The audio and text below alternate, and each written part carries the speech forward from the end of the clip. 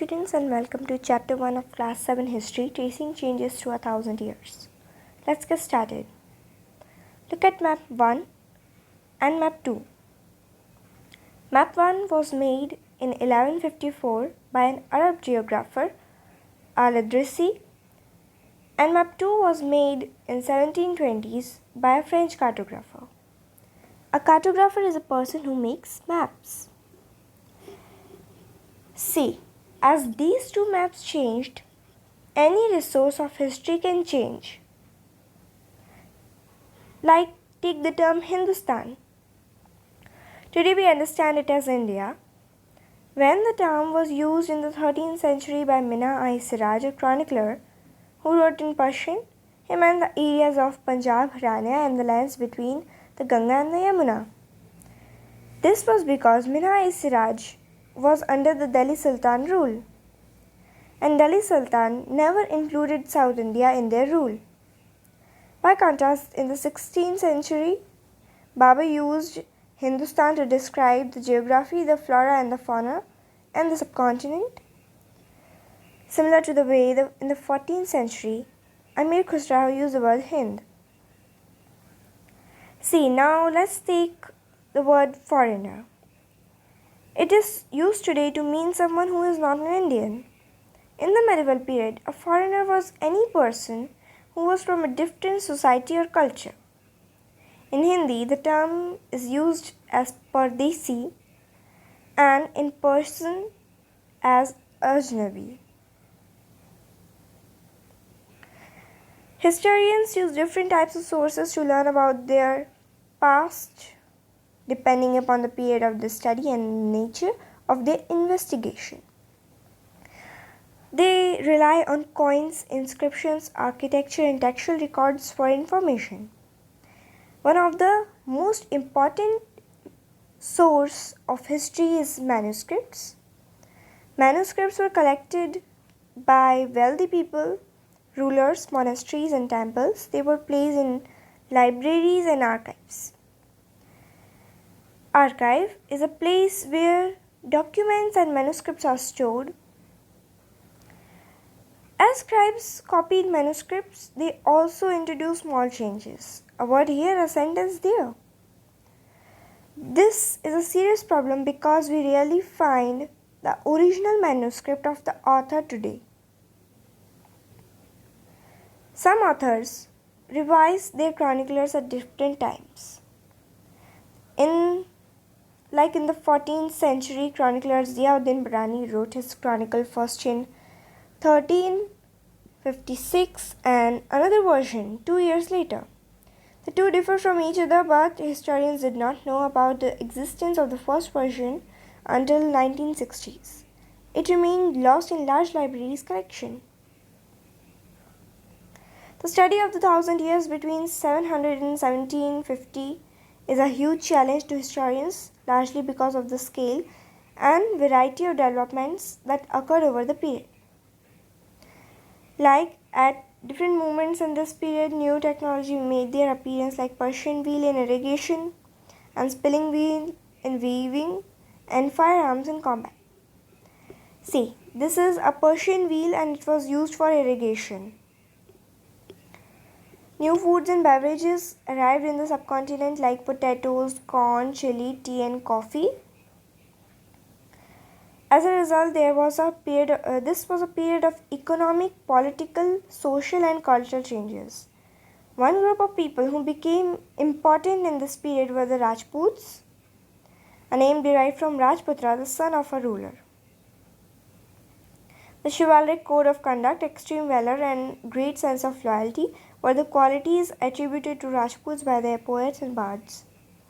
Other groups of people such as Marathas, Sikhs, Jats, Ahoms and Khayyasas also used the opportunities of age to become politically important.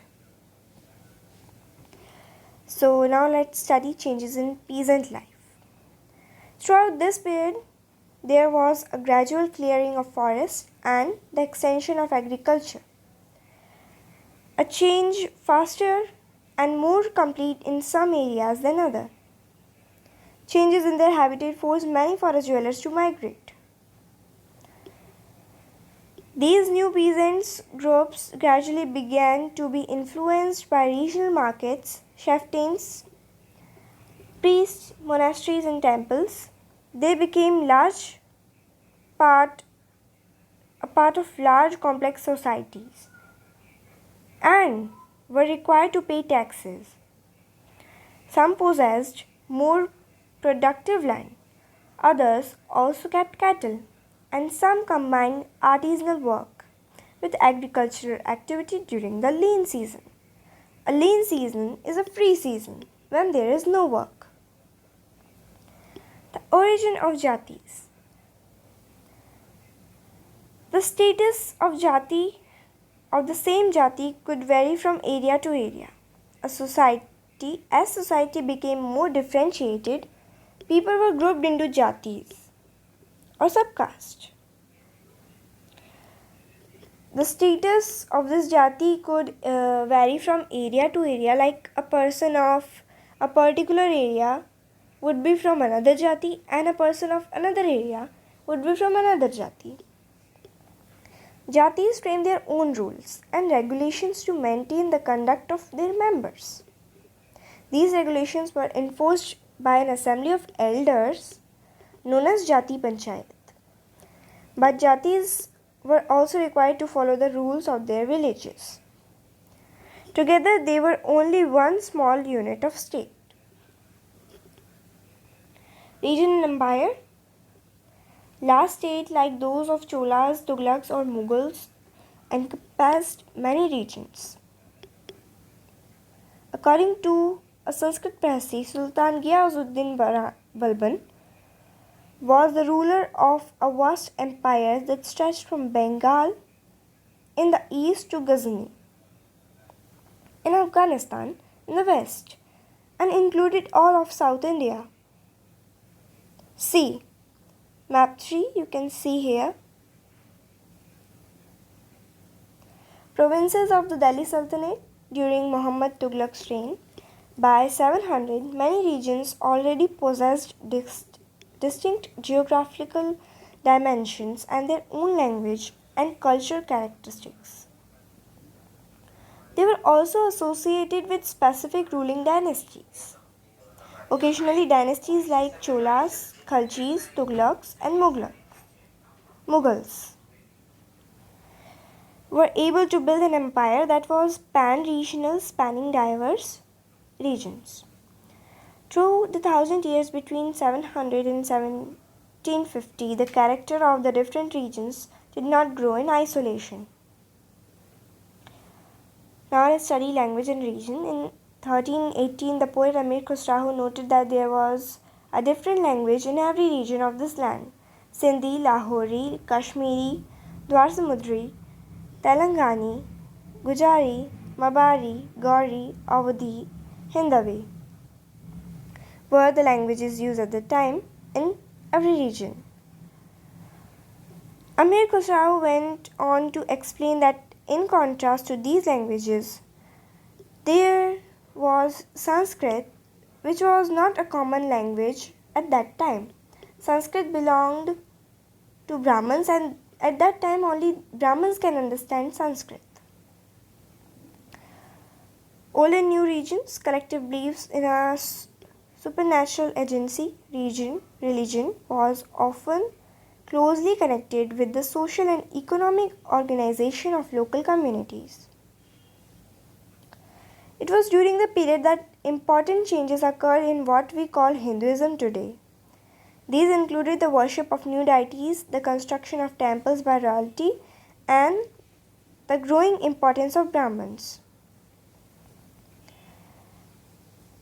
Brahmins had knowledge of Sanskrit text and would have a lot of respect in the society. Their dominant position was consolidated by the support of their patrons. A patron is a wealthy individual who supports another person, like a nobleman or a learned man, a craftsperson, etc.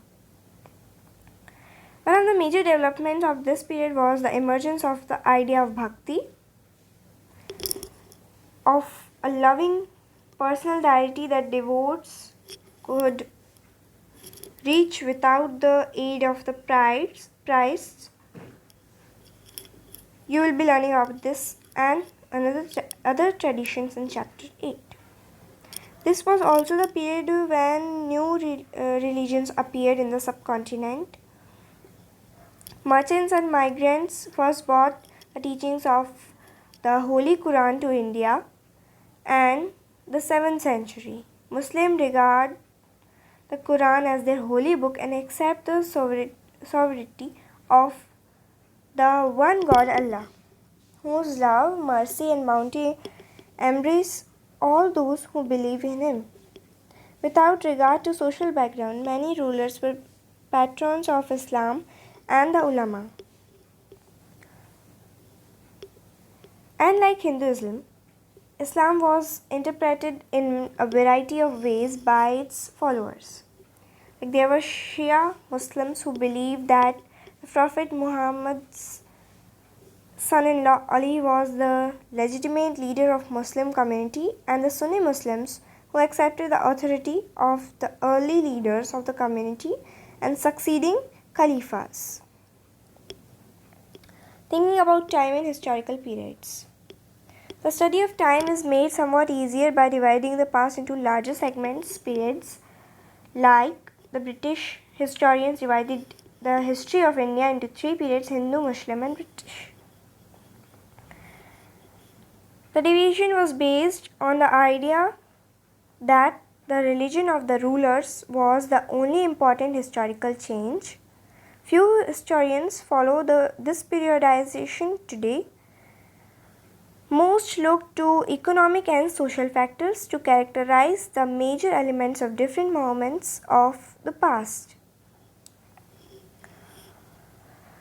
The histories you read last year included a wide range of early societies like hunter-gatherers, early farmers, people living in towns and villages, and early empires and kingdoms. During these 1,000 years, the society of the subcontinent were transformed often, and economies in the several regions reached a level of prosperity that attracted the interest of European trading companies. Thank you.